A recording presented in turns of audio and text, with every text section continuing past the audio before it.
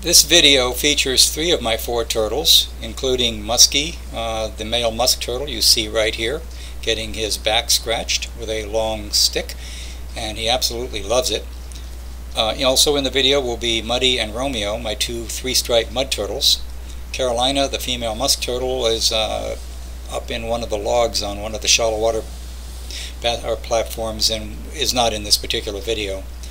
As you can see, Musky absolutely loves having his shell scratched. He's holding on to the mopani wood there, and he'll sit there and let you scratch his back until your hand gives out.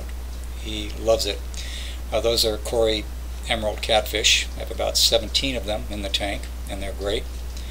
Now I did a video some time ago called Our Turtle Habitat, which is about the entire tank. And at the time I had almost all plastic plants. The only live plants was the moss you see on the bottom. I have a bed of moss that sits on top of the sand. But now I've removed almost all the plastic plants. There's only a few left in here, and I've replaced them with Brazilian swords and African Anubias plants. I've put them in pots simply because you can keep them rooted, and they're less likely to be torn up by the turtles. To plant them directly into the substrate, you would need a very deep bed of either clay or gravel. Here you can see, looking from the side of the tank on the right side, you see the moss balls there on the lower left. There you see the bed of moss. That's Romeo and Muddy mating as we speak. Sorry about that, folks.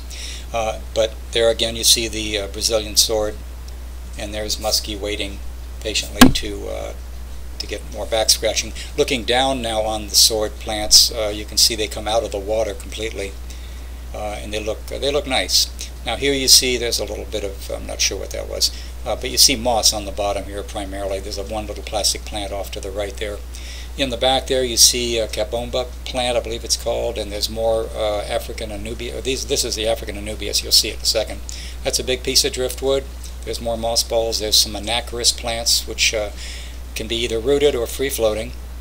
There you see a plastic plant. Now here you see on that pot, that's some cabomba plant, I believe it's called. There's more moss on the bottom. There's a African Anubias, and right there is the plastic plant. I use that to hold the moss balls in place. The turtles love the moss balls kind of piled up. They crawl on them. There you see the driftwood that sticks up out of the water. And looking across the tank here, now we're back to Musky getting another scratch here. He's changed positions and giving him a good, ooh, that feels so good. A little to the left there. Thank you, that's great. And he's a happy turtle. Anyway, so some changes in the tank. The changes will continue. I'm experimenting, and we'll see how it goes.